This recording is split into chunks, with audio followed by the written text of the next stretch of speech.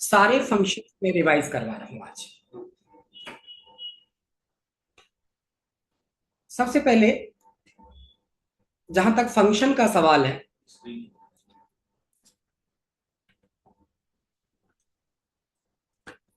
Function दो तरीके का होता है, एक विदाउट रेफरेंस और दूसरा with reference. Without reference function बहुत कम होता है, 1% फंक्शन जो है हमारा विदाउट रेफरेंस है। 99% फंक्शन आपके विथ रेफरेंस ही है। जितने भी फॉर्मूलाज वगैरह आता है वो सब के सब क्या है, विथ रेफरेंस का ही।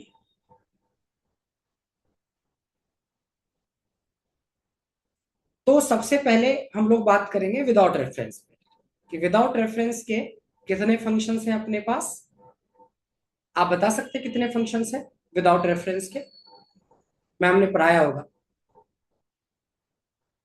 6 फंक्शन। कितने फंक्शन?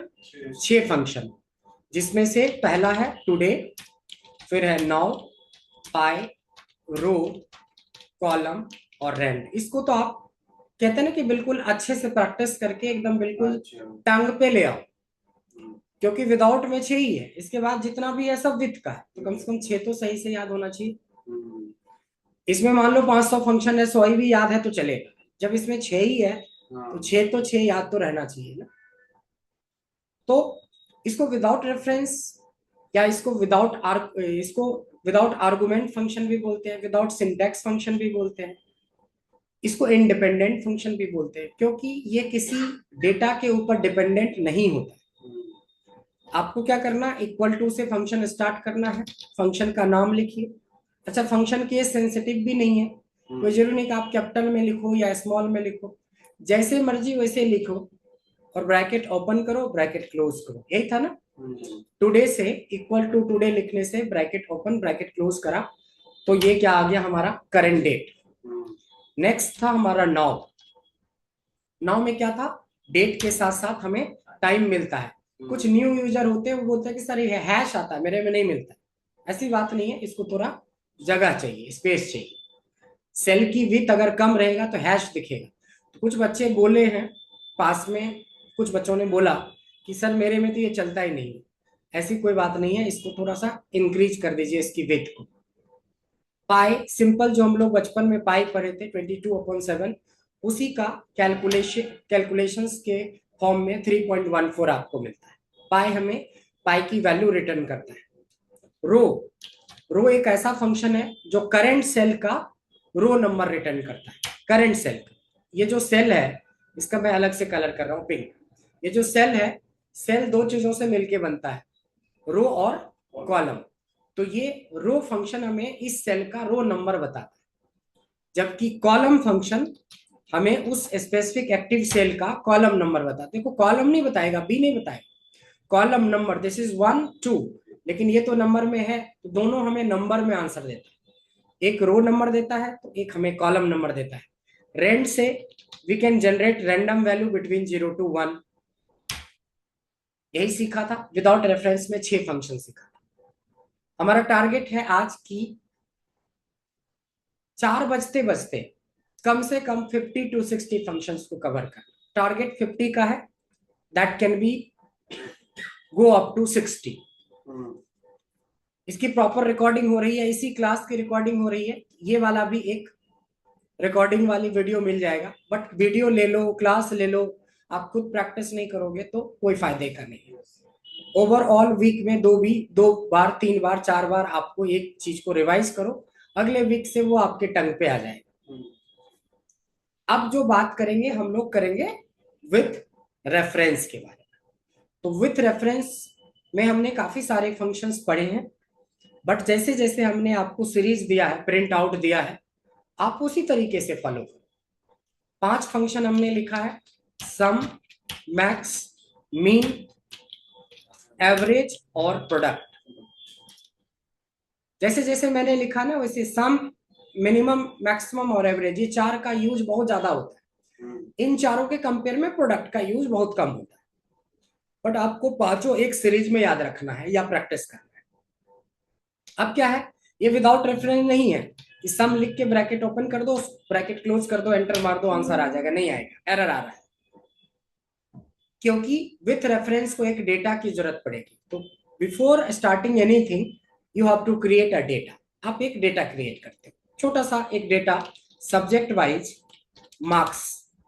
मेरे पास 4 सब्जेक्ट हैं, फिजिक्स है, केमिस्ट्री है, मैथ है, बायो है। 4 सब्जेक्ट है, चारों का रेंडमली कुछ नंबर हम लोग इसमें पुट कर देते हैं। ये एक छोटा सा डेटा हमने बनाया। ये डेटा रियलिस्टिक भी हो सकता है और हो सकता है कि हाइपोथेटिकल हो, जैसे अभी फिलहाल ये हाइपोथेटिकल डेटा है। ये रियल में भी हो सकता है कि किसी को फिजिक्स में 99 आउट ऑफ 100 आए और मैथ में उसकी लंका लग गई, हो सकता है, that can be possible, but hypothetical है, मैंने ऐसे ही डाला है क्योंकि हमें एक डेटा की जरूरत होती है। और डेटा क्या है, आपको बताया था डेटा क्या है, व्हाट इज डेटा। जब बेसिक टर्म पढ़ाया था तो डेटा बताया था। डेटा जो हमने अभी क्रिएट किया तो ये डेटा है? नहीं, ऐसे नहीं बोला था डेटा के बारे में। आप बताएं डेटा क्या? Collection of information, collection of information या collection of correct information is called data. आप सीट भी देखोगे जो मैंने भेजा है, उस पर भी लिखा हुआ है, तो नोट्स भी दे देते हैं, वीडियो में भी है। तो कहीं ना कहीं आपको थोड़ा सा पर्सनल लेवल पे मेहनत करना पड़ेगा। तो चलिए कोई बात नहीं, हमारा डेटा रेडी है। अब हम इस डेटा पे सम लगाएंगे, क्योंकि विदाउट रेफरेंस नहीं, इसको रेफरेंस चाहिए, डेटा चाहिए, तो डेटा मैंने सेलेक्ट कर लिया। याद रहे ये पांचों फंक्शन नंबर पे काम करता है, ये टेक्स्ट पे काम नहीं करता है। बेशक हमने जो रेंज सेलेक्ट किया है, जो डेटा सेलेक्ट किया है, उसमें टेक्स्ट भी है, नंबर भी है, बट ये नंबर पे ही काम करेगा। इसका एक लाइव एग्जांपल कि अगर हम पेट में दर्द होता है या सर में दर्द होता है, तो मैं या आप सर को चीर के उसमें दवा नहीं डालते। उस मेडिसिन के अंदर वो कॉम्पोजिशन होता है, उस कॉम्पोजिशन में डिसाइडेड होता है कि वो सर पे जाके काम करेगा, पेट दर्द में जाके काम करेगा, पैर पे जाके काम करेगा, कहाँ काम करेगा, डिसाइडेड है। सेम उसी तरह से ये सारे फंक्शंस नंबर पे काम करेगा। ये टेक्स्ट में मैथ रहे ना रहे इससे कोई फर्क नहीं पड़ेगा। इसके 226 पे इसकी हेडिंग रहे या ना रहे कोई फर्क नहीं पड़ेगा। यानी कि ये पांचों फंक्शन किस पे काम करता है, सिर्फ न्यूमेरिकल वैल्यू। हाँ, अगर मैं देखो 77 डिलीट कर देता हूँ तो फर्क पड़ेगा, क्योंकि सम कहता है कि एक गिवन रेंज में या डेटा में जितनी भी न्यूमेरिकल वैल्यू है उसका सम या टोटल देता है। सेम उसी तरह से मैक्स का मतलब होता है कि गिवन रेंज में से जो सबसे हाईएस्ट वैल्यू होता है वो हमें देता है।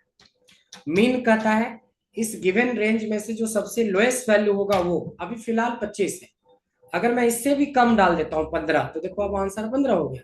ओवरऑल पे आंसर पे फर्क पड़ गया। 99 के बजाय हमने घटा के इसको 87 कर दिया, तो देखो ऑटोमेटिकली मैक्स का आंसर बदल गया, मीन का आंसर बदल गया। 15 को डिलीट कर देता हूं तो देखो 25 अब आंसर हो गया। गिवन डेटा में से सबसे छोटा डेटा 25। एवरेज, जितनी भी न्यूमेरिकल वैल्यू है उसका एवरेज हमें निकाल कर देता है। और प्रोडक्ट का मतलब होता है मल्टीप्लीकेशन, गुना। आपस में इन तीनों को मल्टीप्लाई करेंगे, this into this into this, तो जो आंसर आएगा ये आएगा।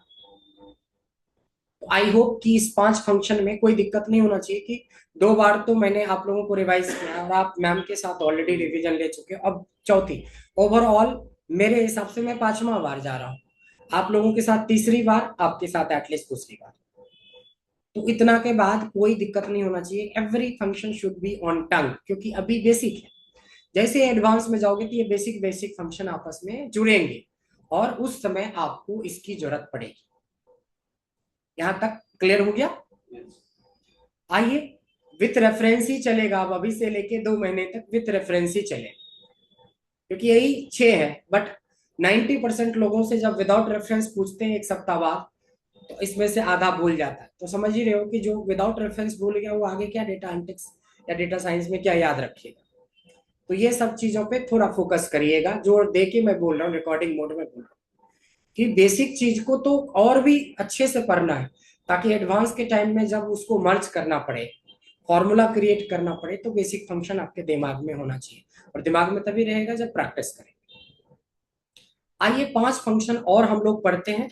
इसका नाम है count, count A, count blank, rows and columns. एक टेस्ट के तौर पे, चूंकि आपने फर्स्ट कॉलम पढ़ा है और ये फर्स्ट कॉलम का ही है, तो आप हमें थोड़ा बताएंगे कि इस फंक्शंस को आपने कैसे पढ़ा। आज पता भी चल जाएगा। अगर आपने बहुत लाइटली पढ़ा होगा तो आंसर नहीं दे पाएंगे, अगर थोड़ा सीरियसली पढ़ा होगा तो आंसर दे देंगे। आप बताएंगे। सो काउंट में ये जो जितने भी डिजिट्स हैं,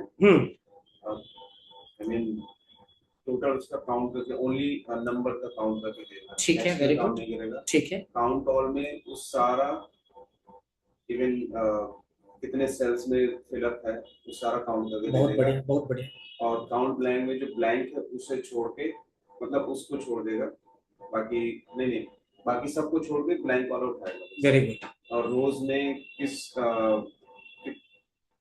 रोज और कॉलम में ये वर्टिकल और हॉरिजॉन्टल रोज में, और रोज में क्या है, आप थोड़ा सा करें कि एक्सप्लेन इसको। ये रोज को सर कैलकुलेट नहीं, शुरू से काउंट से, क्योंकि इन्होंने एक पार्ट छोड़ा है। काउंट्स का सर ये जो हमारा पूरा डेटा है इसको इंक्लूड करके काउंट करेगा ना। आप तो बिल्कुल, ये तो सही भी बोले, आप तो पूरा गलत बोल रहे हैं। आप तो पूरा ही आप बोले पूरा डेटा जो इसको इंक्लूड कर, ये इसमें सिर्फ नंबर को काउंट करेगा। इतना तो इन्होंने भी बोला, इसलिए तो बोला कि आधा इन्होंने बोला। इन्होंने 2 पार्ट्स नहीं बोला। आपको याद है? पढ़ाई नहीं हो रही है बिल्कुल भी, ऐसे में तो बस पूरा एक्सेल पार भी है, टैबलू ऐसे ही पास हो जाएगा। हमने बोला कि काउंट में एक गिवन डेटा में से नंबर, डेट और टाइम तीनों को काउंट करता है। मैंने वीडियो में भी बोला है, मैंने आपको लिख के दिया है, आप अपना पूरा एक्सेल सीट खोल के देखिए, लेकिन पूछते समय नहीं बता पाते हैं, यही तो दिक्कत है। काउंट एक रेंज में से नंबर, डेट और टाइम तीनों को काउंट करता है। फिलहाल सिर्फ नंबर है इसलिए नंबर को काउंट किया, लेकिन मान लो कि बायो की जगह पे एक डेट लिखी हुई है तो डेट को भी काउंट किया। यहाँ पे ब्लैंक नहीं, यहाँ पे 10:15 लिखा हुआ है, इसको भी काउंट किया। तो क्या काउंट किया? Count numerical value including number, date and time. तो आपने एक पार्ट बोला, 2 पार्ट तो छोड़ ही दिया। 5 नंबर में कितना नंबर आएगा? अगर टेस्ट होगा तो 1.5 नंबर आएगा। बात समझ पा रहे? सेकेंड वाला बिल्कुल इन्होंने सही बोला।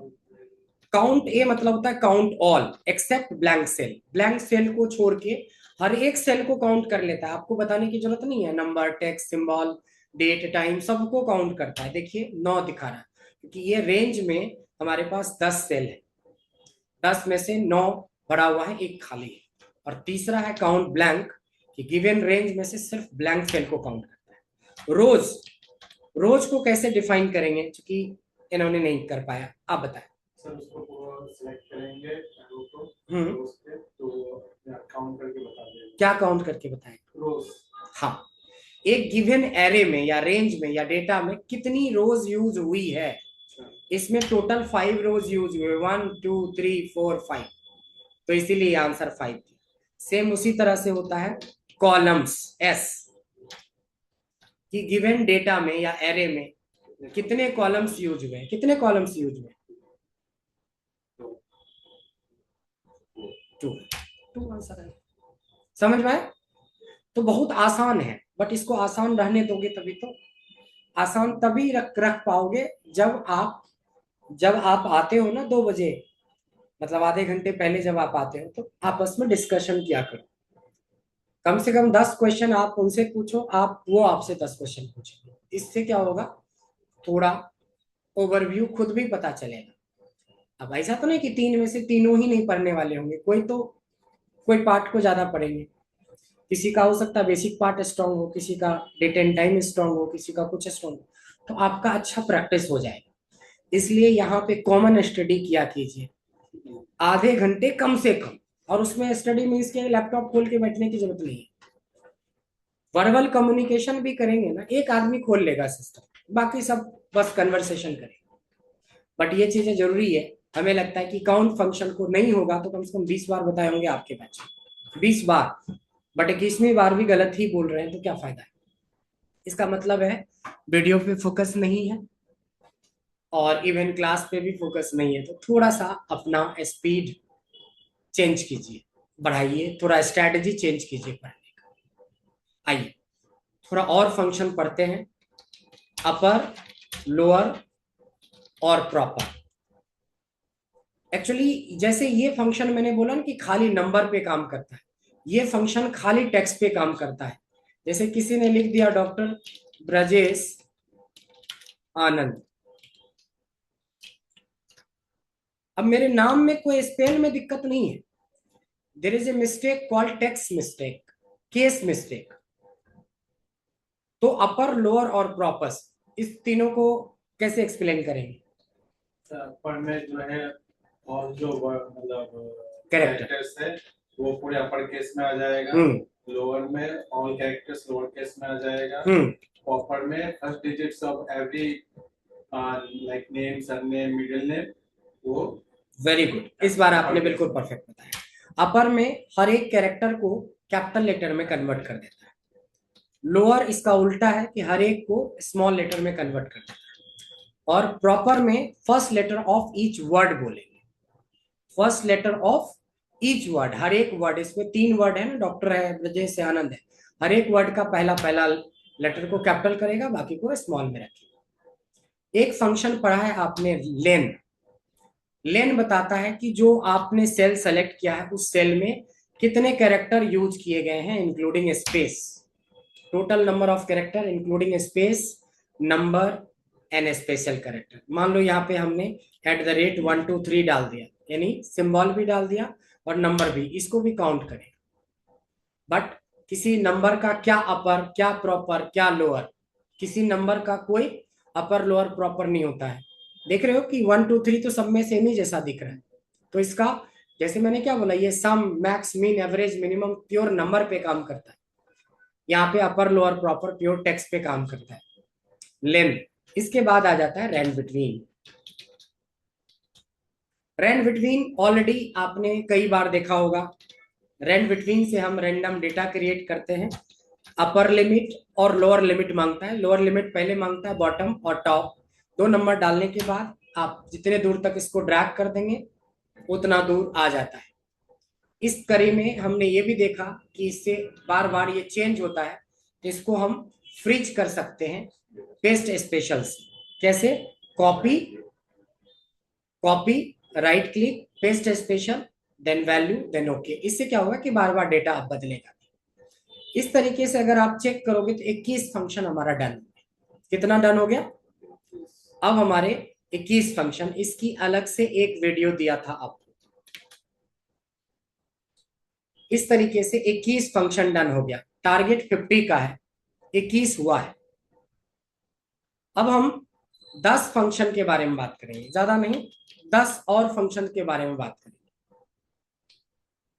ये 10 के 10 फंक्शन जो है डेट और टाइम से रिलेटेड है।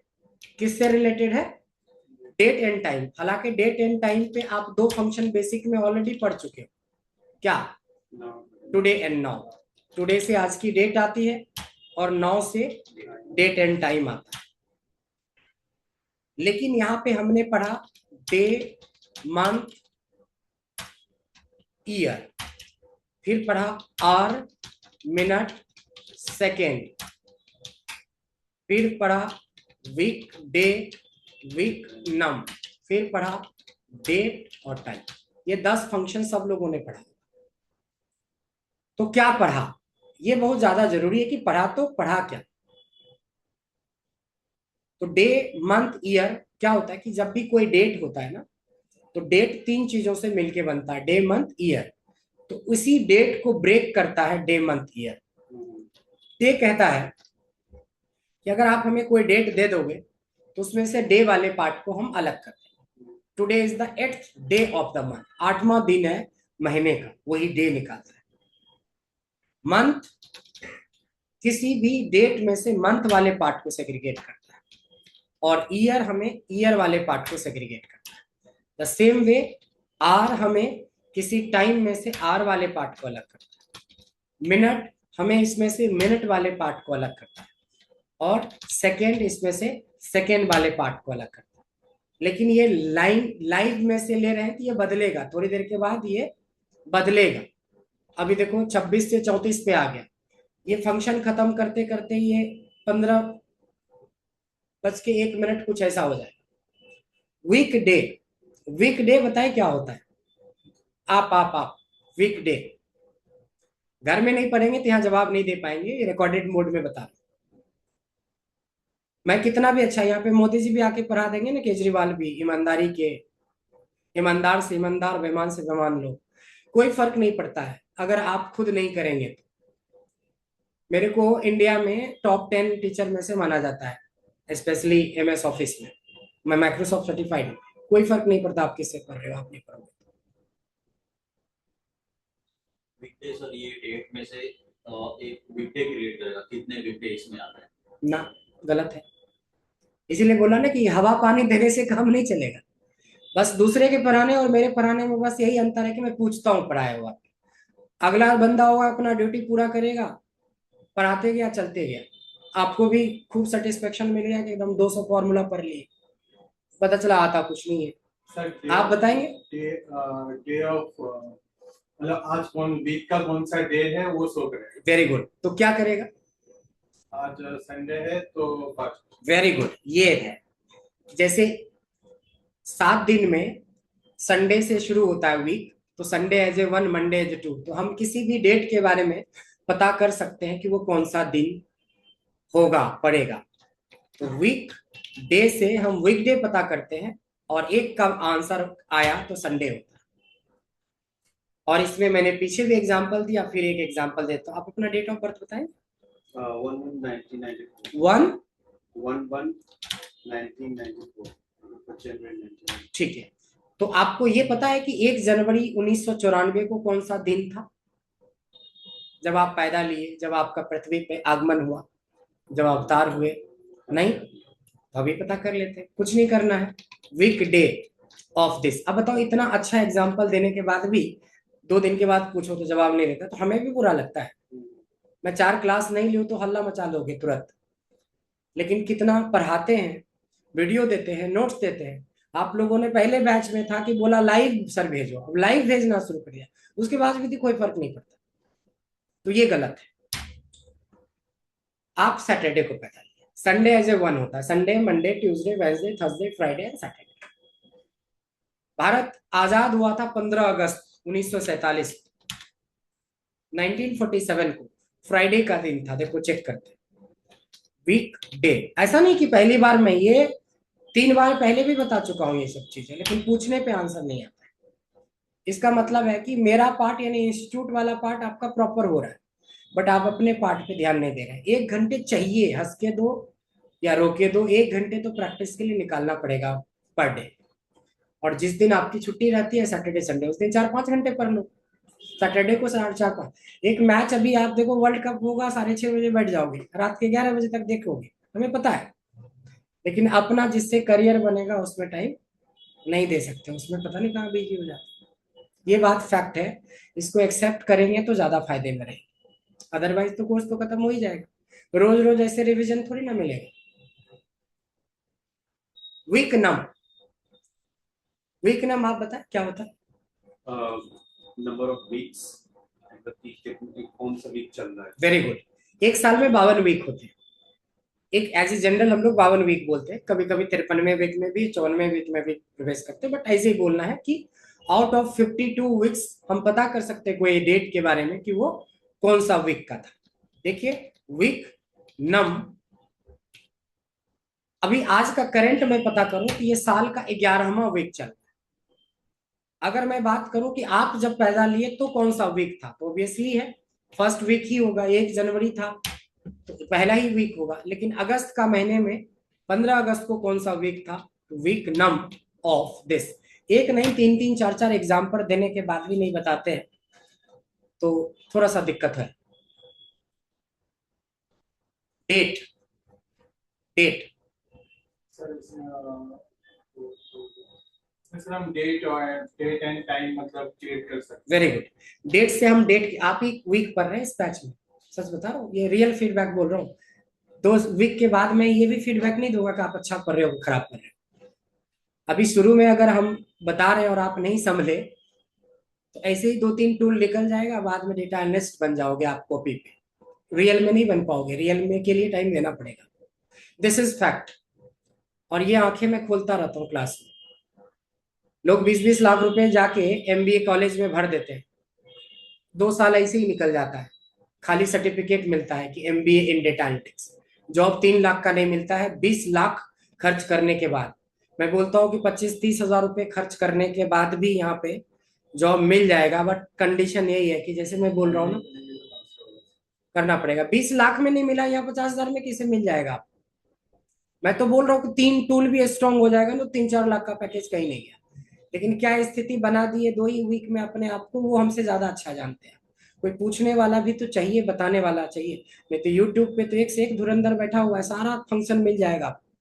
बट कोई तो होगा जो आपको पिंच करे, आपको मतलब नहीं से सामने पॉइंट से करे। अगर जैसा आप बताते हो ना वीक पॉइंट, तो वो चीज में उसी का पैसा लेता हूँ। अच्छा नहीं तो मानता हूँ यूट्यूब पे मेरे से एक धुरंधर बैठे हैं गलत और सही पढ़ाने के लिए। वहां गलत भी पढ़ा देंगे, आप खुश हो, सही पढ़ा दिए तो खुश हो। कोई बोलने वाला नहीं, कोई पूछने वाला नहीं, कोई बताने वाला नहीं। ये फर्क होता है। कैसे नहीं फर्क होता है? आप ग्रेट लेक्स और आईएम जैसी बड़ी कंपनी में जाके एनरोलमेंट ले लोगे 3-3 लाख का यही कोर्स। आप बोलोगे आईएम से कोर्स कर रहे हैं, बैठा दो मेरे पास आईएम के स्टूडेंट, 10 मिनट नहीं लगेगा उसको टिकने में। यहाँ पे कोर्स कर लेना और कोर्स की जानकारी होना, दोनों में फर्क होता है। आईएम के नाम पे आप 3-3 लाख रुपए दे जाते हो वहां जाके। ग्रेट लेक्स में 1,85,000 रुपए इसी कोर्स का फीस है, जो हम लोग 50,000 रुपए लेते हैं। 1,85,000 वहां खुशी से देते हैं लोग। और 60 के बैच में आपको कभी पूछने भी नहीं जाएगा, नाम भी नहीं पूछेगा व्हाट इज योर नेम। आया, 40 मिनट का लेक्चर दिया, खत्म, ऑनलाइन।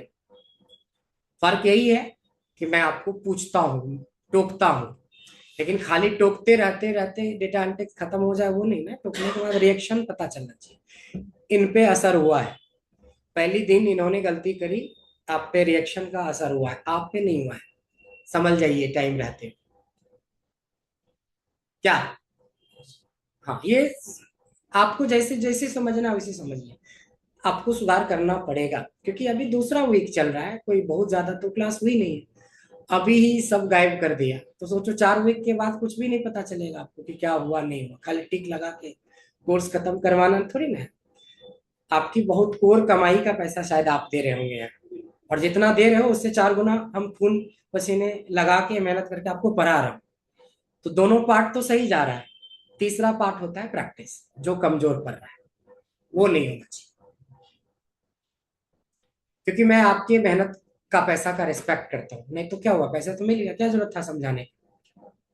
और 25 साल के बंदे को कोई समझाया जाता है? समझाया तो जाता 15-16 साल के बच्चे।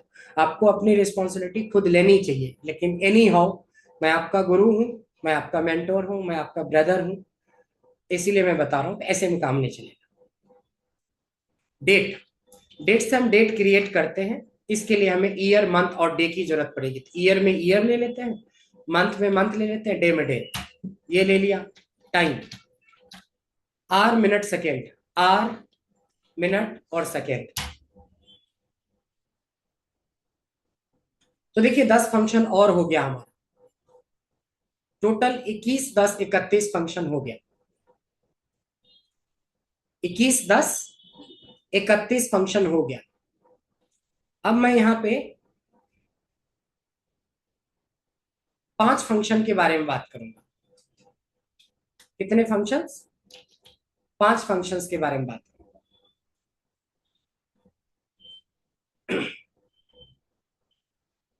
ये भी पांचों फंक्शन डेट और टाइम से जुड़ा हुआ ही है। डेट एंड टाइम से जुड़ा हुआ ही फंक्शन, और ये पढ़ाया हुआ भी है। बहुत बेसिक है। Date plus number of days. एक है date minus number of days, एक होता है डेट 1 माइनस डेट 2।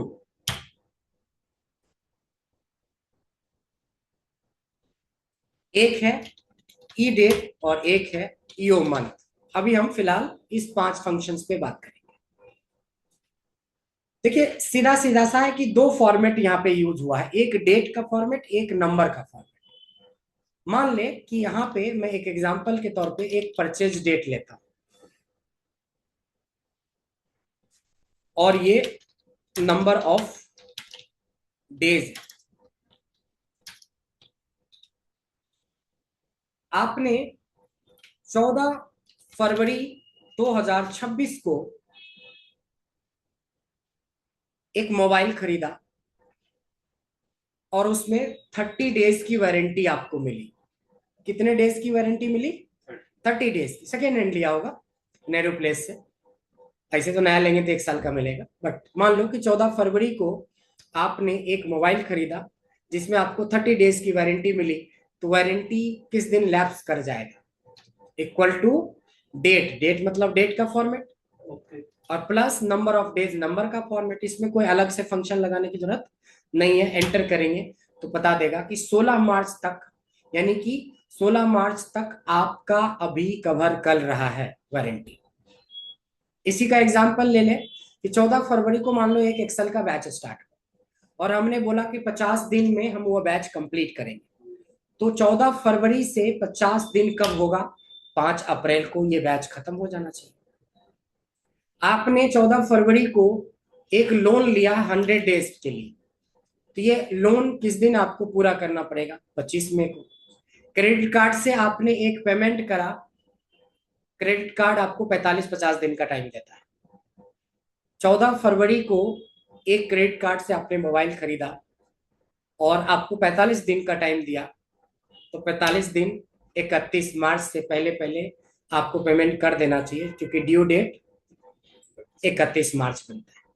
एक नहीं, कई एग्जाम्पल देता हूं पढ़ाते हुए, बट इस सीट पे भी नजर रखिए, वीडियो पे ज्यादा नजर रखिए, और 1 घंटे रोज सेल्फ कंप्यूटर ऑन करके प्रैक्टिस कीजिए। 1 घंटे बहुत है रोज अगर होता है, बट यहाँ तो सप्ताह में भी 1-2 घंटे नहीं निकालते हैं, तो स्थिति खराब हो ही जाएगी। और इसी का उल्टा होता है माइनस। अगर 14 फरवरी में एक दिन जोड़ दोगे तो 15 फरवरी हो गया, और एक दिन माइनस कर दोगे तो 13 फरवरी हो गया। तो date minus number of days, ये पीछे ले जाता है। मान लो 14 फरवरी को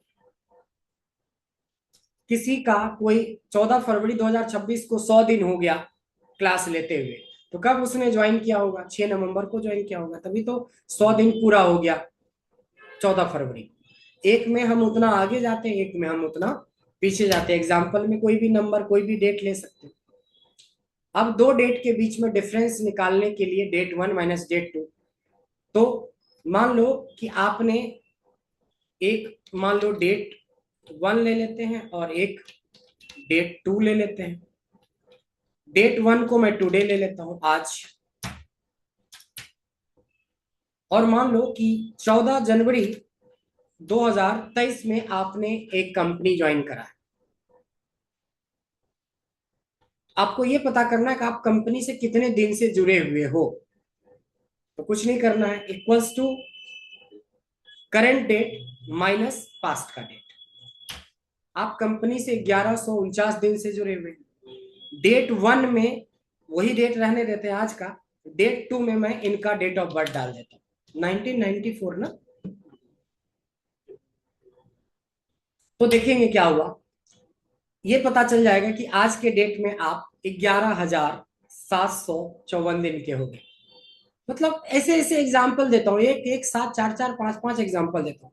आदमी अगर ठीक से ध्यान से क्लास में पढ़ ले और सिर्फ 1 घंटे घर पे किसी भी तरह से सोते उठते बैठते दे दे, तो एक्सपर्ट हो जाएगा। दूसरे को पढ़ा देंगे, लेकिन आप सोचो ना कि कहाँ पे गलती कर रहे हो, कौन सा पार्ट है, वीडियो नहीं देख रहे हो या प्रैक्टिस नहीं कर रहे हो, क्या नहीं कर रहे हो।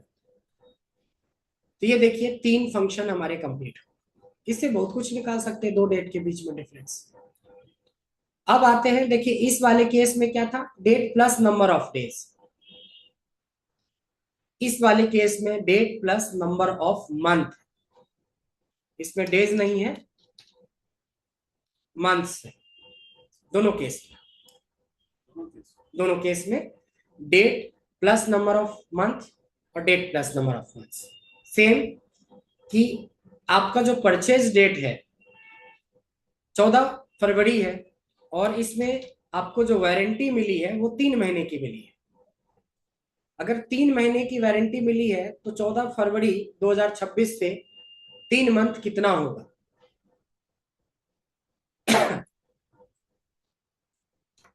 14 फरवरी से 3 मंथ क्या होगा? तो आप लगाओगे ई डेट, स्टार्ट डेट ये है, कॉमा नंबर ऑफ मंथ ये है। देखो मंथ्स मांग रहा है, मंथ्स दिए। हालांकि फॉर्मेट इसका चेंज करना पड़ेगा, अभी नंबर में दे रहा है ना। फॉर्मेट चेंज करने के दो तरीके होते हैं, दोनों तरीका बताता हूँ। पहला क्या करेंगे, सेलेक्ट करके जनरल में जाके देखो यहाँ पे होता है ना, लॉन्ग या शॉर्ट डेट में से कोई सेलेक्ट करना, दोनों में से कोई भी सिलेक्ट कर सकते हो, लॉन्ग डेट या शॉर्ट डेट। देखो 14 फरवरी में 3 महीने जोड़ने पे 14 मई होगा, 4 महीने जोड़ने पे 14 जून होगा, 100 महीने जोड़ने आप तो फंस जाओगे, 1-2 महीना तो टंग पे रहता है। अब 100 महीने का आपने लोन लिया है, लोन तो लंबा चलता है, 100 महीने यानी लोन कब फ्री हो जाएगा, 14 जून 2034 में कंप्लीट होगा। आपने एक घर खरीदा ईएमआई पे 25 ईएमआई का, तो 25 ईएमआई कब कंप्लीट हो जाएगा, 2028 में 14 मार्च। तो दुनिया के किसी भी फाइनेंशियल एनालिसिस के लिए ये सब फंक्शंस आपको आना चाहिए। एक ही एग्जांपल के तौर पे भी फिलहाल एक रखते हैं कि 14 फरवरी से 1 महीना 14 मार्च बनेगा। देखेंगे ईओ मंथ क्या कहता है।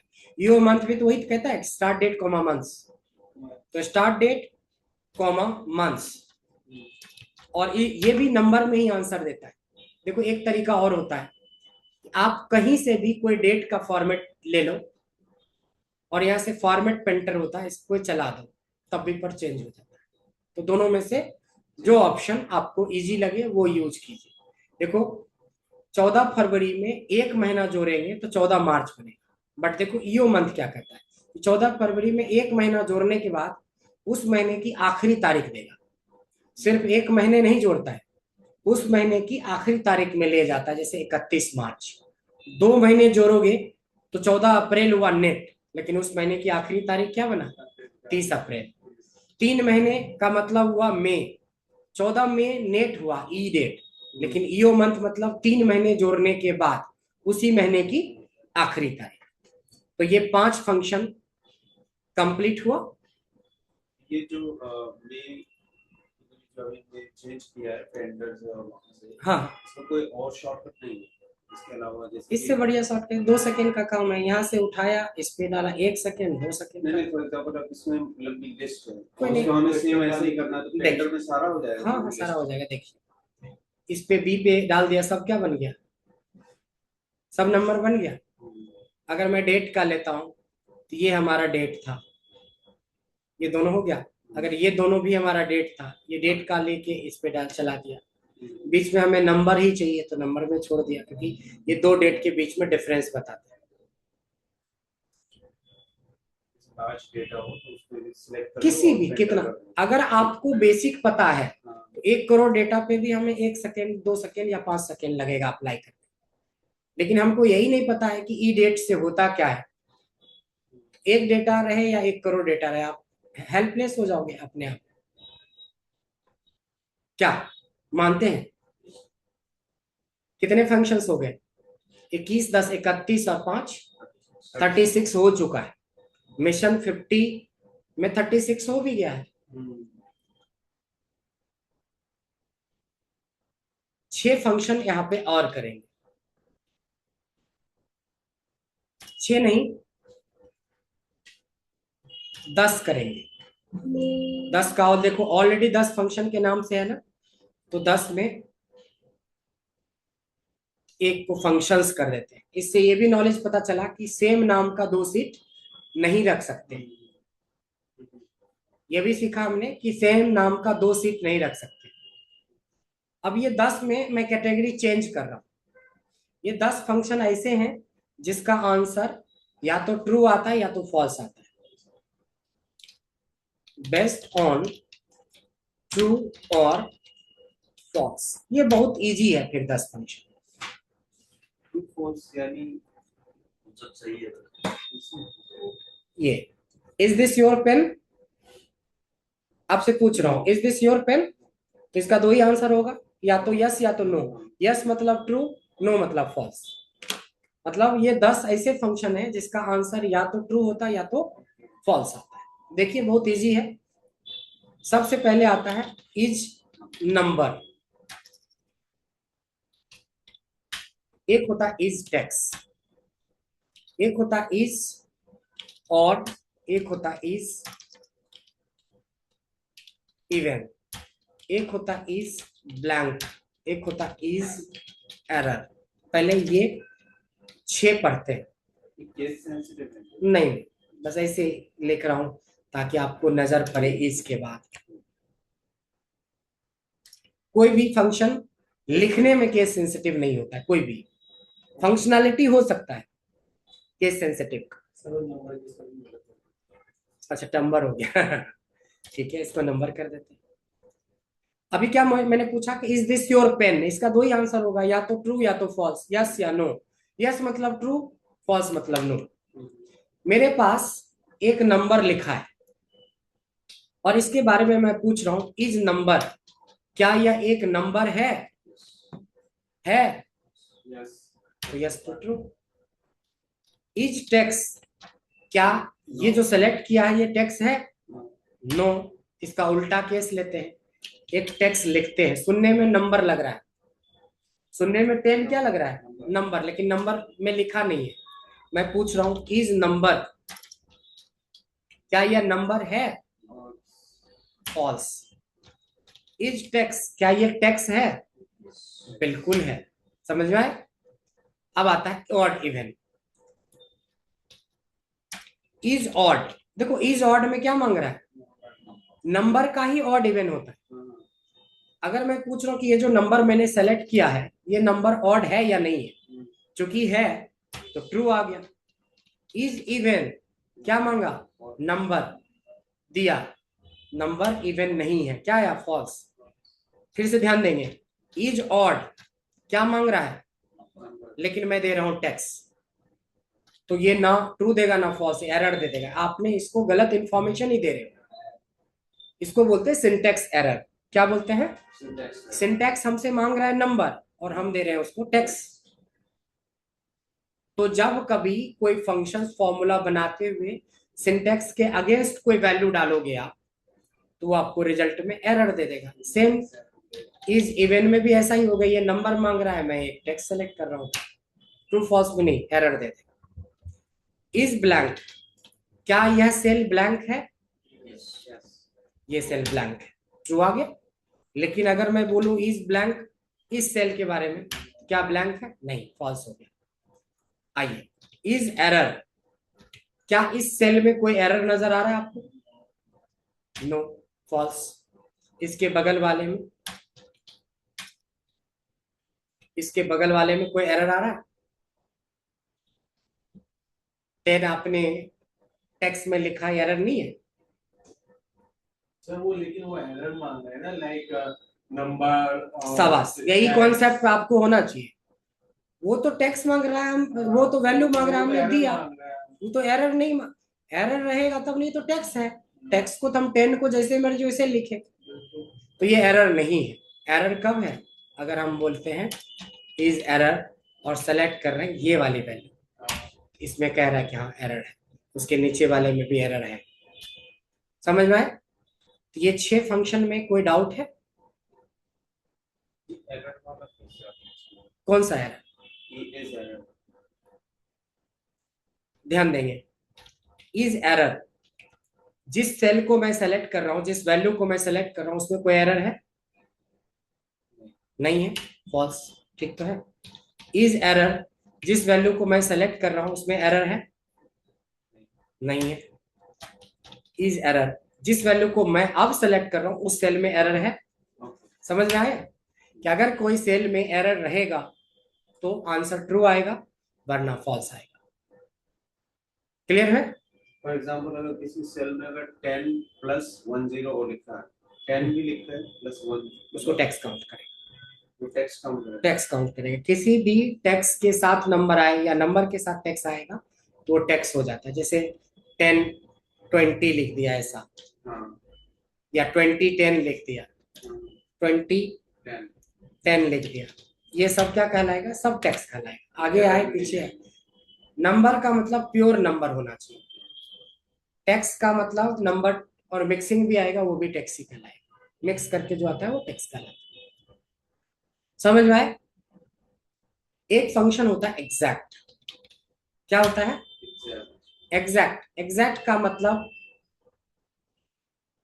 देखो इसमें ये 6 बहुत आसान फंक्शन थे, ये भी आसान ही है बट समझने के बाद। एग्जैक्ट को दो चीज देखो, टेक्स्ट 1 कॉमा टेक्स्ट 2 कहता है, टेक्स्ट 1 कॉमा टेक्स्ट 2। एग्जैक्ट एक ऐसा फंक्शन है जो दो वैल्यू को या दो टेक्स्ट को कंपेयर करता है। अगर वो दोनों वैल्यू सेम है तो ट्रू, वरना फॉल्स। अब देखिए टेक्स्ट 1 कॉमा टेक्स्ट 2, दोनों ही टेक्स्ट ब्लैंक था, क्या आया? अब एक में मैंने लिख दिया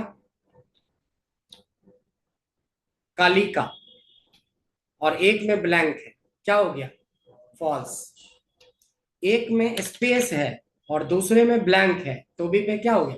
हमारी नजरें यहाँ पे तो साफ साफ देख रही कि फॉल्स क्यों हुआ, एक क्योंकि एक में कालिका एक ब्लैंक है, बट ये नजरें यहाँ पे धोखा खा गया। हमारी नजरें बोल रही कि दोनों सेम है, बट दोनों सेम नहीं है। इसके अलावा टेक्स्ट का प्रॉब्लम भी हो सकता है, जैसे राम है और यहाँ पे श्याम है, तो साफ ही दो वर्ड अलग अलग हैं, फॉल्स होना ही है। अब लेकिन ये देखो, ये राम है और ये राम है, तो अब दोनों सेम है फिर भी फॉल्स है। ऐसे फंक्शन को केस सेंसिटिव फंक्शन बोलते हैं। केस सेंसिटिव असल में ये होता है, यानी कि आंसर से फर्क पड़ता है, मतलब इसके टेक्स्ट से फर्क पड़ता है, ऐसे फंक्शन को केस सेंसिटिव फंक्शन। अब एग्जैक्ट आप कैसे लिख रहे हो उससे नहीं, एग्जैक्ट आप स्मॉल में लिखो या कैपिटल में लिखो, फंक्शन की फंक्शनलिटी। हाँ, अच्छा, एक में राम लिखा है और दूसरे में भी राम ही लिखा है तो ऑब्वियसली हमारी आंखें तो ट्रू बोलती है, बट हो सकता है दूसरा वाला राम का फॉन्ट कलर व्हाइट हो तो आपको तो नहीं दिख रहा है, आपको लगेगा सर यहाँ तो ब्लैंक और राम में ट्रू दिखा है। मतलब आप कैसे कैसे धोखा खा सकते हो अननोन डेटा।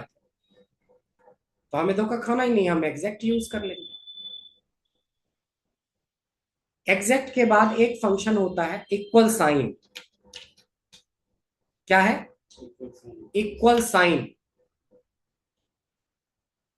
देखो, equals to this equal this, माने क्या ये इसके बराबर है? तो ब्लैंक और ब्लैंक दोनों एक दूसरे के बराबर है, तो जो एग्जैक्ट काम करता है वही काम क्या करता है? Equal sign. लेकिन एक जगह पे आपको डिफरेंस दिख जाएगा, देखो सारे ट्रू ट्रू ट्रू बता रहा है, इसमें फॉल्स बताया, इस वाले में देखा आपने कुछ? इक्वल साइन केस सेंसिटिव नहीं होता है, एग्जैक्ट केस सेंसिटिव होता है। यानी कि अगर राम नाम का पासवर्ड आपने अपने ईमेल आईडी में लगाया है तो ऐसा नहीं है कि कैसे भी डालो ये खुल जाएगा, प्रॉपर में डालो तो प्रॉपर से ही खुलेगा, लोअर में डालो तो लोअर से ही खुलेगा। दैट इज कॉल्ड, देखो इक्वल टू केस सेंसिटिव नहीं होता, तभी तो बोल रहा है कि ट्रू है ये तो। लेकिन पासवर्ड वाले केस में क्या होता है कि अगर कैपिटल डाले तो कैपिटल ही ढूंढेगा, नहीं दोगे कैपिटल स्मॉल में दे दोगे तो वो फॉल्स हो जाएगा। एग्जैक्ट और साइन दोनों सेम है, इक्वल साइन, बशर्ते एक केस सेंसिटिव है और दूसरा केस सेंसिटिव नहीं है। समझ में आया? तो अगर मैं बात करूं कि अभी तक में कितने फंक्शंस हो गए, तो 7 1 8 फंक्शन हो गए। इस सेट पे कितने फंक्शन हो गए? 8 फंक्शन हो गए।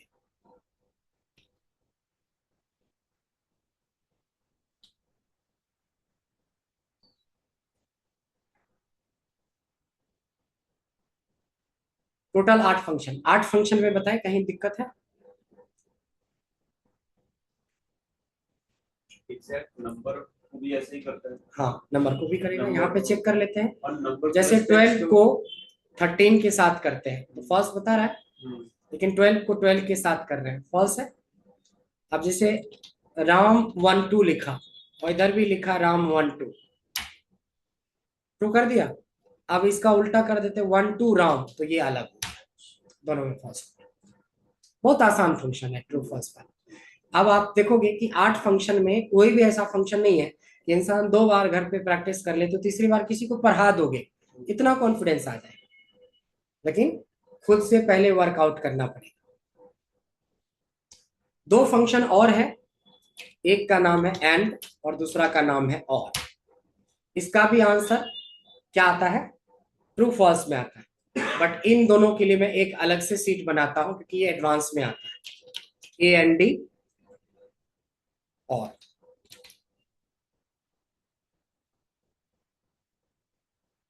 एंड को समझते हैं, ध्यान देंगे, आप कहाँ ध्यान रख रहे हैं?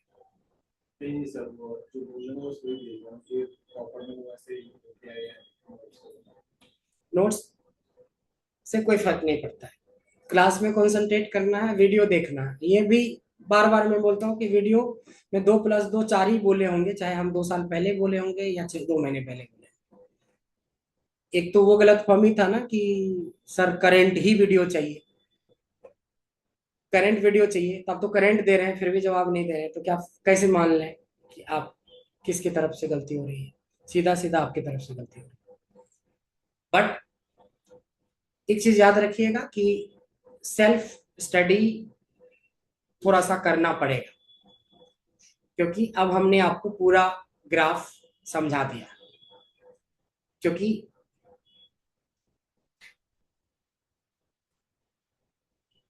2 घंटे रोज नहीं पढ़ सकते, 1 घंटे रोज पढ़ो, सैटरडे संडे को 5-5 घंटे, मतलब 10 और 5 15 घंटे पूरे वीक में पढ़ना है, अगर आप प्रोफेशनल हो तो। अगर आप स्टूडेंट हो तो कम से कम 28 से 30 घंटे पढ़ो। प्रोफेशनल है तो 15 घंटा टाइम निकालिए, और स्टूडेंट हो तो 30 घंटे। क्योंकि प्रोफेशनल को भी मैं चाहता बोलता 30 घंटे पढ़ो, नहीं हो सकता है ना, खाना बनाना है, आना है, जाना है, 9 घंटे की ड्यूटी है, कैसे कर लेंगे? जो पॉसिबल नहीं है। बट ये नहीं कि सर मैं 15 घंटे भी नहीं दूंगा वीक में, तब फिर नहीं हो। ऐसे भी कर सकते हैं, 2 घंटे पढ़े रहते हैं और उस हिसाब से एक वीक में कैसे भी 15 घंटे पूरा करना है, वो मेरे साथ वाला को काउंट मत कीजिएगा, सेल्फ की बात कर रहा हूं। आइए एंड को समझते हैं। एंड का मतलब होता है 2 या 2 से अधिक, यू एंड मी। वी मतलब भी तो हम सब होता है, और मतलब दोनों में से कोई एक, या तो तुम रहोगे या तो हम रहेंगे, ऐसा होता है। और एंड। अब जैसे मेरे पास 3 सब्जेक्ट है, फिजिक्स है, केमिस्ट्री है और मैथ है, और तीनों के यहाँ पे मार्क्स डले हुए हैं, 10-12 बच्चों का या 100 बच्चों का, 1000 बच्चों का भी हो सकता है। मैं छोटा सा एग्जांपल ले रहा हूं यहाँ पे, एक छोटा सा डेटा हमने लिया।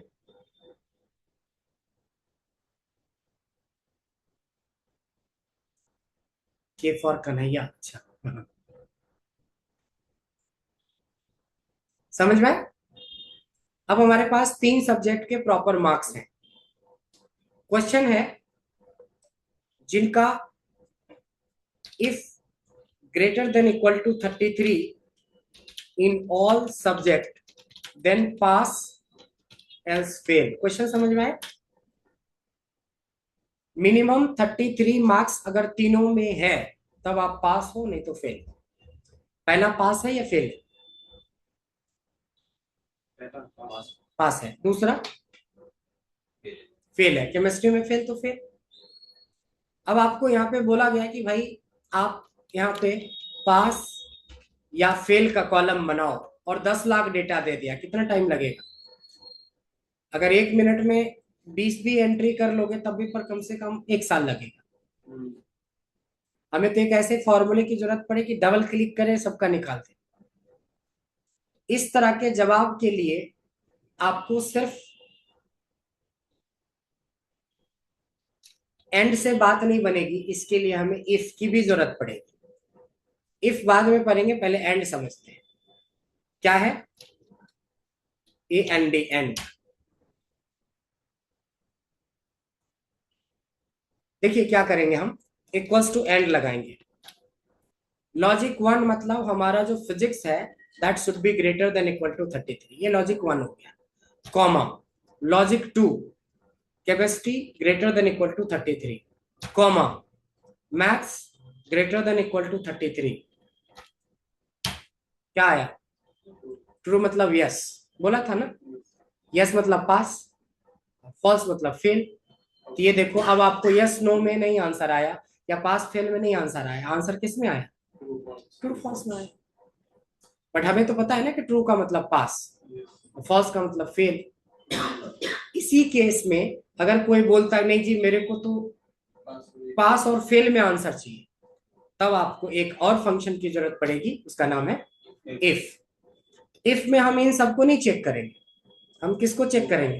ट्रू फॉल्स को, कि अगर ये वाली चीज ट्रू हो जाती है तो पास बोलो, वरना फेल बोलो। जो आउटपुट हम लेते हैं इफ के अंदर, वो डबल कोट के अंदर लेते हैं, यानी जो आप कमेंट लिखोगे, स्टेटस बनाना चाहते हो पास फेल का, तो ये रहा ना। अब 1 रहे या 1 लाख रहे, डबल क्लिक करने में जो टाइम लगेगा वही तो है। बाकी 10 लाख रहता तो 10 लाख पे आ जाता। तो सेल पे डबल क्लिक मारो, बस डबल क्लिक मारा, फेल हो जाती है। देखिए 1 हुआ, डबल क्लिक किया, फेल हो गया वहां जहां तक डेटा था हमारे पास, वो चाहे 10 रहे या 10 लाख रहे।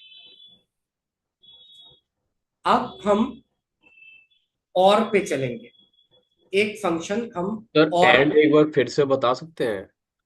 बिल्कुल बता सकते हैं। Thank you sir. देखिए कहता है कि क्वेश्चन आपके सामने रहेगा तभी आप एंड समझ पाओगे।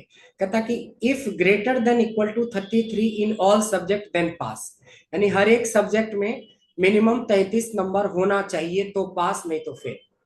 तो मैनुअली देखेंगे तो ये पास है, मैनुअली देखेंगे तो ये फेल है क्योंकि बीच में फेल है, ये फिर से पास है, फिर ये वाला फेल है। तो ये तो मैनुअली से सुबह से शाम हो जाएगा, 10 लाख स्टूडेंट का दे दिया तो महीनों निकल जाएगा।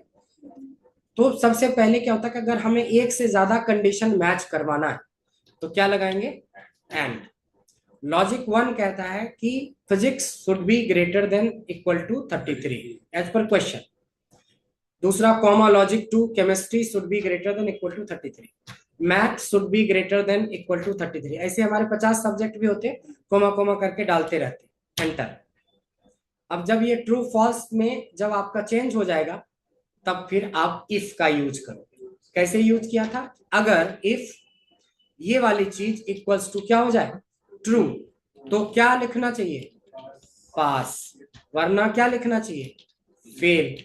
तो इफ भी आसान है, लेकिन इफ तो तब लगाओगे ना जब आपके पास एंड रहे, ट्रू फॉल्स रहे। अब इसका एक दूसरा एग्जांपल लेते हैं, इस बार है और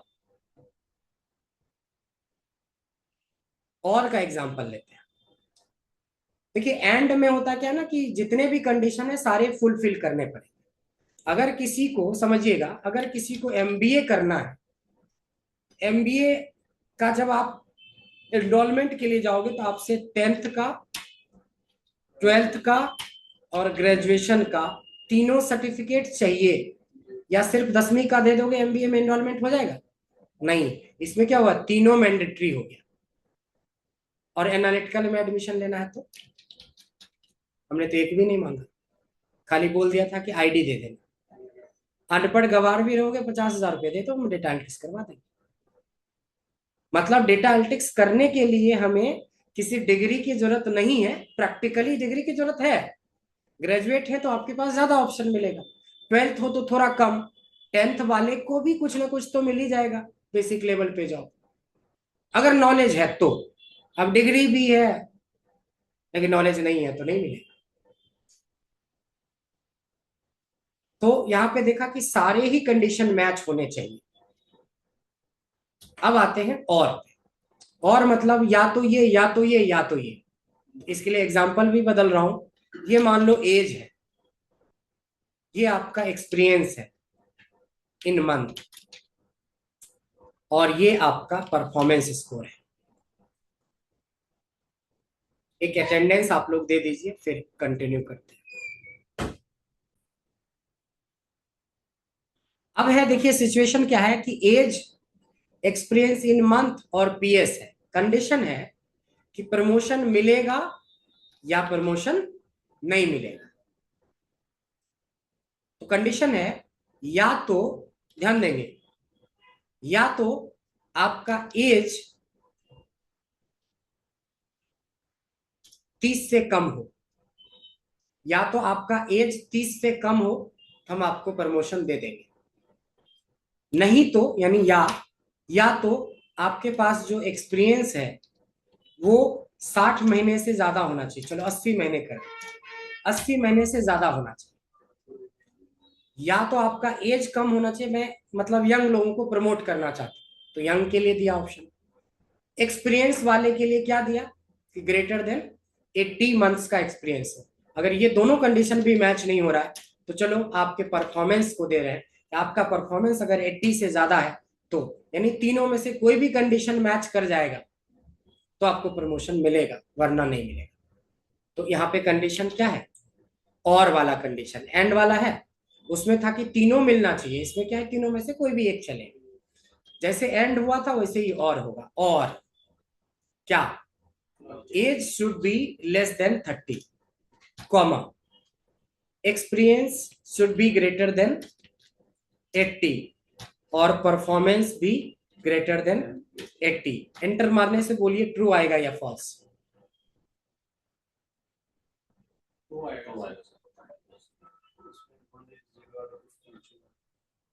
नहीं अभी वो सब क्यों जा रहे हैं, अभी तो सिर्फ मैं पूछ रहा हूँ ट्रू या फॉल्स। इसमें ये false आएगा सर। ओ सॉरी ट्रू है।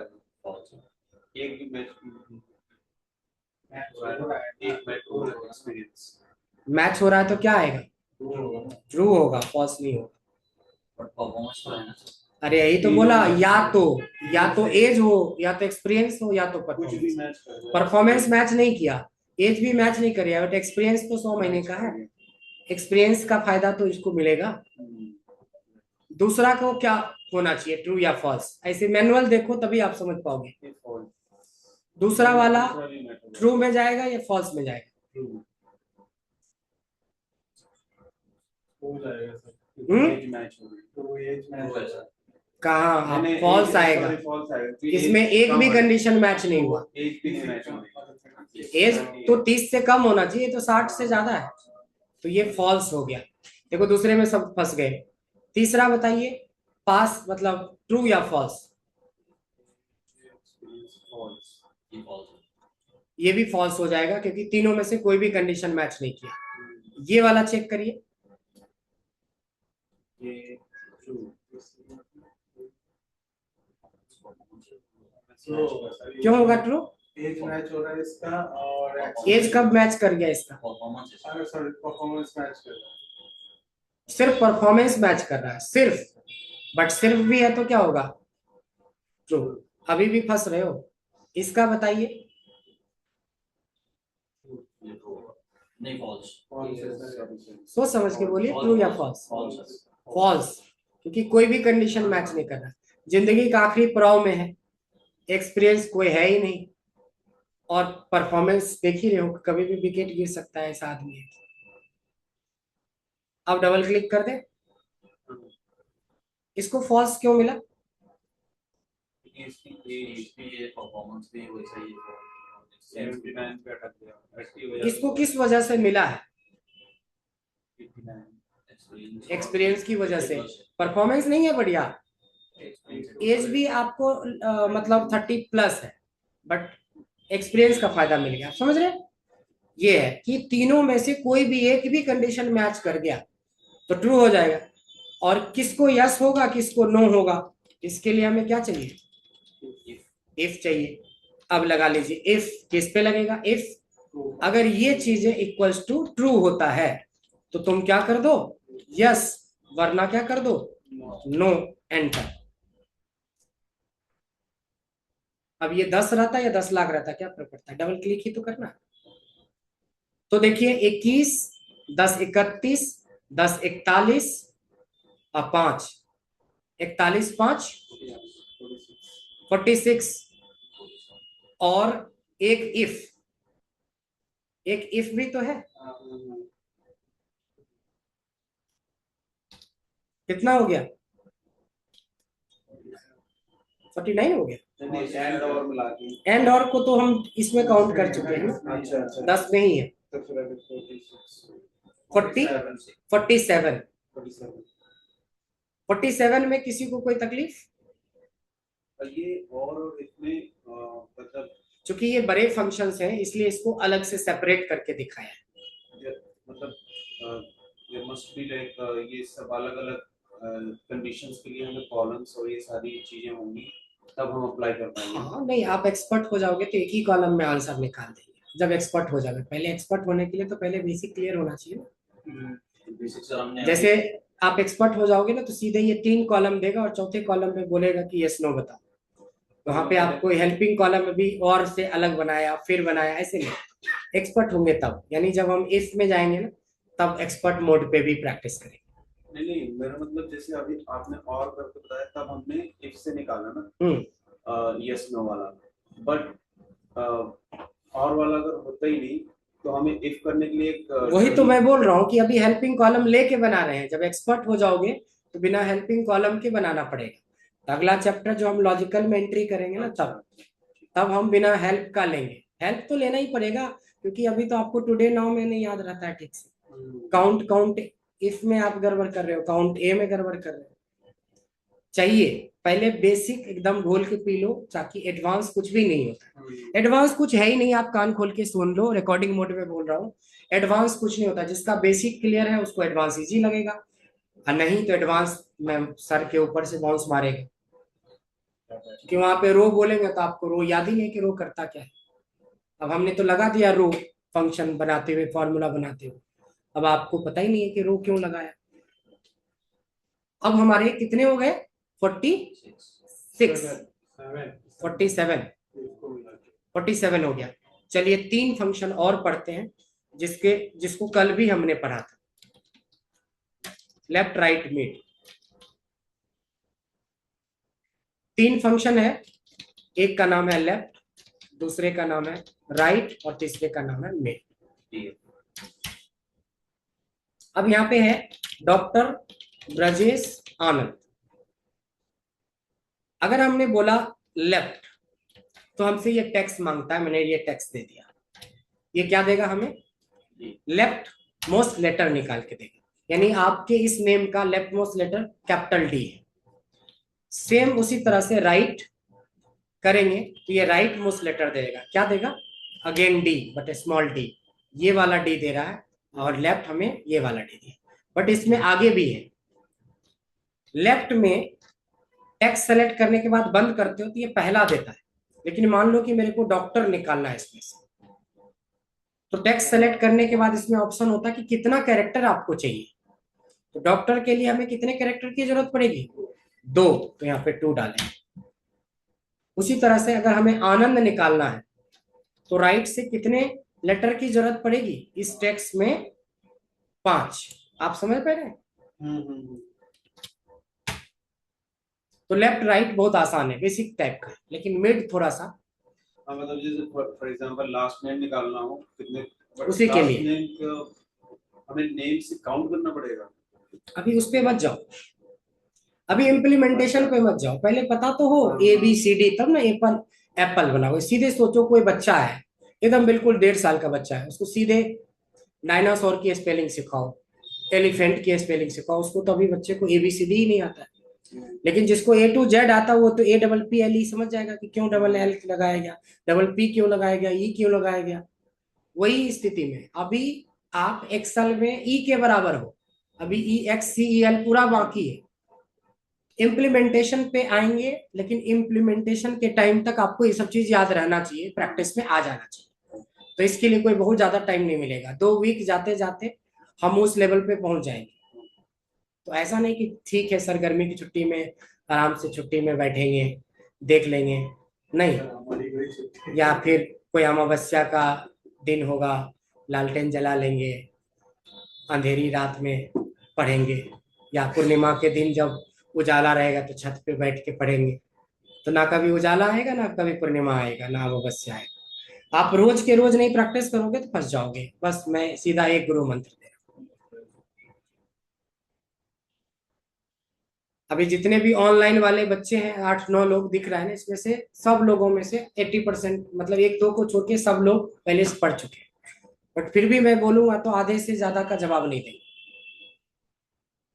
ऑप्शन दिया है तो ऑप्शन का फायदा उठाओगे तब ना।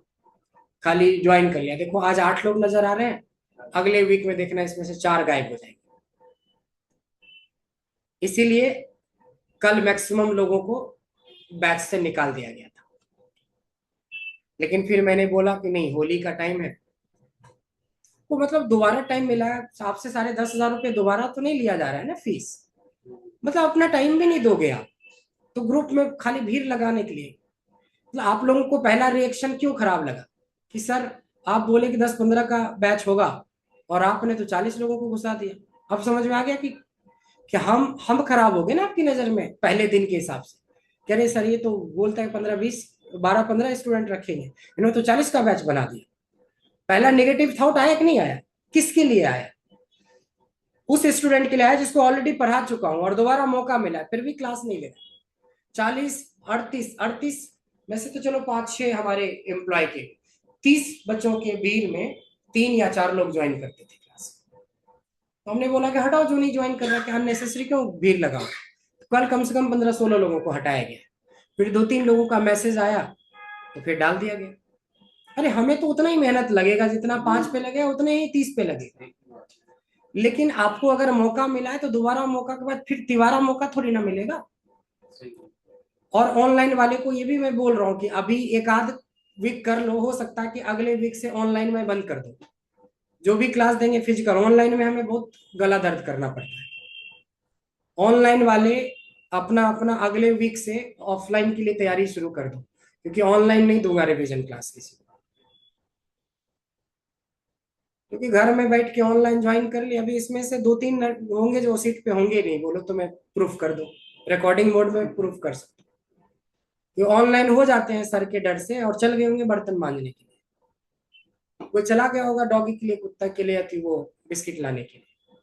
कई ऐसी रिकॉर्डिंग मेरी पुरानी देखोगे, मैं पूछते रहता हूँ और वो है ही नहीं सीट पे, तो देगा कहाँ से जवाब।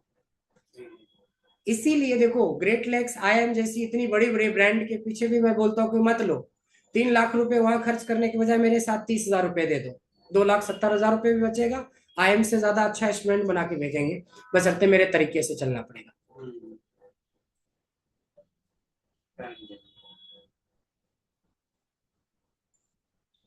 अभी कंपनी का नाम नहीं बताऊंगा, बड़ा ब्रांड है। अभी बोला कि सर, मेरे पास एक कॉल आया था कि सर, और अच्छी बात है कि उसके साथ हमारा टाई अप भी हो गया। सिचुएशन बता रहा हूँ, रिकॉर्डिंग मोड में, थोड़ा नाम नहीं बताऊंगा बट सिचुएशन बता रहा हूँ क्या है।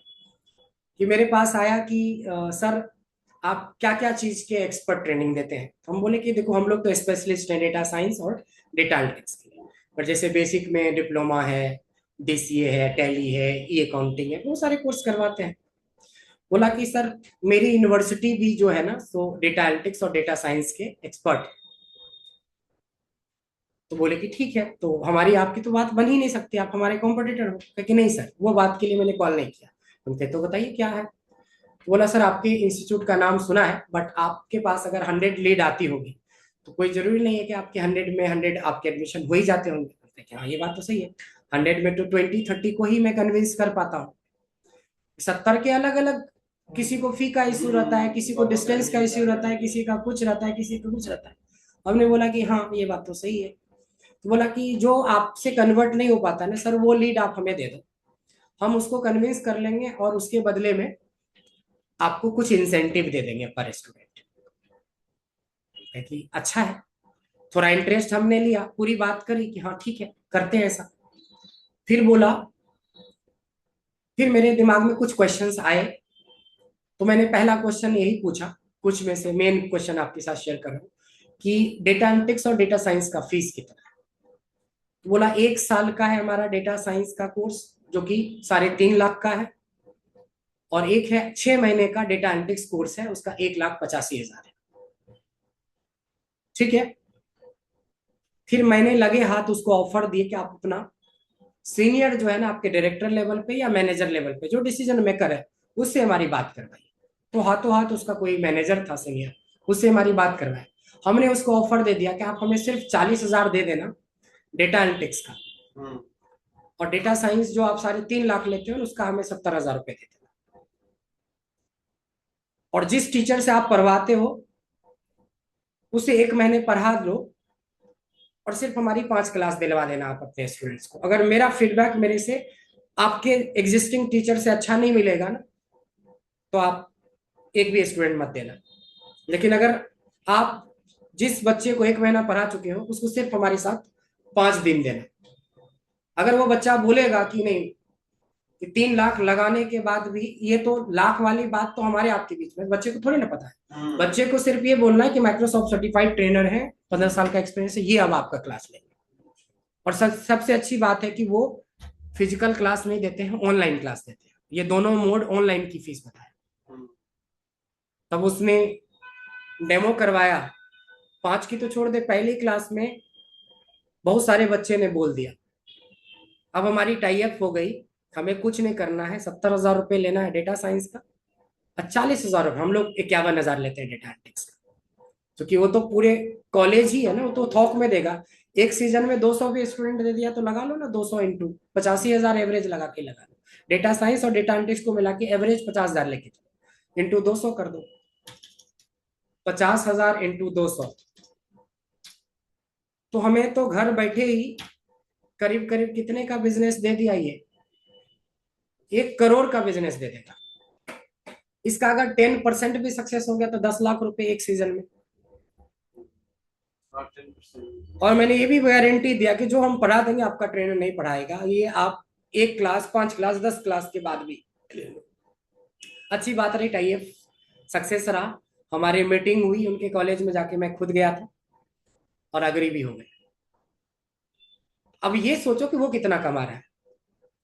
जो कोर्स फीस के लिए वो 1,85,000 रुपये भरा है, और हम यहाँ पे आपसे 40,000 45,000 रुपये मांगते तो आपको भारी लगता है।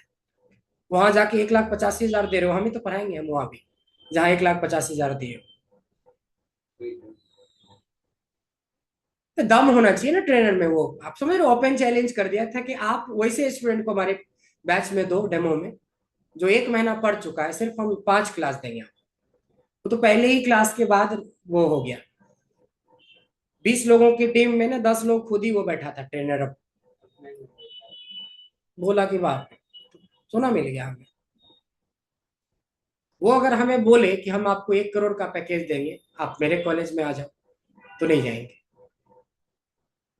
कि मेरा ब्रांड है, हम नहीं जाएंगे। खान सर को भी कई करोड़ का पैकेज मिला था, मना किया था ना, तभी तो आज खान सर है, नहीं तो खान सर थोड़े ना होते। खान सर को कौन जानता, अलग पांडे को कौन जानता, अभय पांडे, क्या नाम है उनका, अलग पांडे। अगर अपना नहीं करते तो वही, मैं अपने पे भरोसा रखता हूँ। अगर हम क्वालिटी देने का कुवत रखते हैं, क्वालिटी की बात करें, अब मेरे दिमाग में और आइडिया आ गया कि 200 भी छोड़ दो, अगर 20 भी स्टूडेंट दे दे, कहाँ हम घाटे में, कहाँ है, 20 स्टूडेंट खाली दे दे साल का। आपके सारे हिसाब से अरे 10 लाख का तो बिजनेस साल का बढ़ जाएगा मेरा। 20 भी स्टूडेंट दे दिया तो 10 लाख रुपए का बिजनेस। अब तो मैं सोच रहा हूँ कैसे टाई अप करूं मैं बड़े बड़े IIM और IIT से। सब कुछ तुम करो, पढ़ाएंगे हम। 2-3-4 मेरा नाम भी मत लगाना कि कौन ट्रेनर पढ़ाएंगे, IIM के ट्रेनर बोल देना, IIM का ट्रेनर। तो क्वालिटी कम देंगे तभी तो और एक्सपीरियंस वैसे है कि IIM वाला ट्रेनर हमारे सामने में प्रैक्टिकली नहीं टिकेगा, IIT का ट्रेनर नहीं टिकेगा प्रैक्टिकली। वो लोग पता है कोडिंग के मास्टर होते हैं, रियल जो जरूरत पड़ती है ना कंपनी में, उसके बारे में कुछ नहीं पता होता ये लोग। ऐसा नहीं है कि वो लोग खराब है, वो लोग कोडर, महा कोडर होते हैं, किताबी कीड़ा जिसको बोलते हैं। भाई वो चीजें नहीं पूछा जाता है इंडस्ट्री में, प्रैक्टिकल नॉलेज पूछा जाता है। इसीलिए 90% बच्चा उतना बड़ा बड़ा पैसा खर्च करने के बाद भी फेल्योर है। IIM IT के सामने वो कुछ नहीं है, लेकिन क्वालिटी में कंपेयर कर लो, उससे ज्यादा बेहतर देते हैं। अब कोई बच्चा पढ़ने नहीं पढ़ने का कसम खा रखा है तो उसका हम क्या कर सकते हैं। आप ही लोग में से जस्ट इमेजिन करो कि आप नहीं पढ़ रहे हो तो हम क्या कर लेंगे। अब IIM वाला ट्रेनर ही आके पढ़ा देता, क्या कर लेता वो। हम तो पर्सनल इंटेंशन दे रहे हैं, आपको अटेंशन दे रहे हैं, कौन दे देगा, कोई नहीं देगा।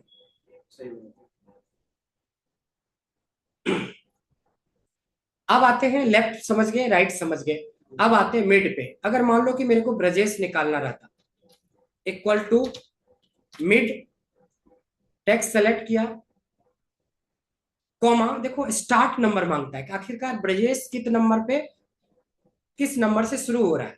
देखो मैंने 4 डाला है, इसको समझना ज्यादा जरूरी है। देखो डॉक्टर का 2 एक स्पेस 3, चौथे नंबर पे बी शुरू हो रहा है, ये 4 समझ में आया। उसके बाद आता है नंबर ऑफ कैरेक्टर, तो ब्रजेश में कितने कैरेक्टर है, 7। BRAJESS 7, तो ये ब्रजेश निकला है। एक आधा और एग्जाम्पल लेते हैं, मिस रिया सेन, मेरे को रिया निकालना रहता, ध्यान देंगे तो मिड टेक्स्ट सेलेक्ट करते। अब रिया का आर कितने नंबर से शुरू हो रहा है, ये ज्यादा जरूरी है गिनना, 6। मिस का 4, एक स्पेस 5, छठे नंबर पे वही है 6 starting position. Number of character 4, रिया के लिए 4 है। This is called mid, left right और मिड। अब हम लोग 50 कंप्लीट कर चुके हैं। मैंने बोला था ना कि 50 कितना भी कुछ भी बोल रहे, 50 कंप्लीट हो गया। बट ये 50 की एक वीडियो, सिंगल वीडियो बन गया। इसको बहुत ऐसा पी जाओ घोल के कि अब 50 के लिए दोबारा कभी कोई पूछा जाए तो आप हर पॉइंट से जवाब दे पाओ। अब जो अगली वीडियो में हम इस तरह का सेशन लेंगे, उसके लिए कम से कम अभी 5 फंक्शन हमारा डेट एंड टाइम में बचा है। 5 से ज्यादा ही, मैं मिनिमम लेके चल रहा हूं 5 हम डेट एंड टाइम में पढ़ेंगे। 6 हम लोग काउंटिव सम इफ में पढ़ेंगे, स्टैटिकल फंक्शन, काउंटिव सम इफ वगैरह वगैरह जो होता है। उसके बाद लगभग 10 के आसपास है मैथमेटिकल फंक्शन, और 20 के आसपास है थोड़े से मिक्स टाइप। 20 10 30 10 40, 10 और लगा लो अदर्स। अगला 50 का टारगेट रहेगा, इसमें से 30% फंक्शन एडवांस के हैं, 70% फिर भी बेसिक ही है। लेकिन हो सकता है कि अगले वीक तक में हम लोग 100 के करीब पहुंच जाएंगे।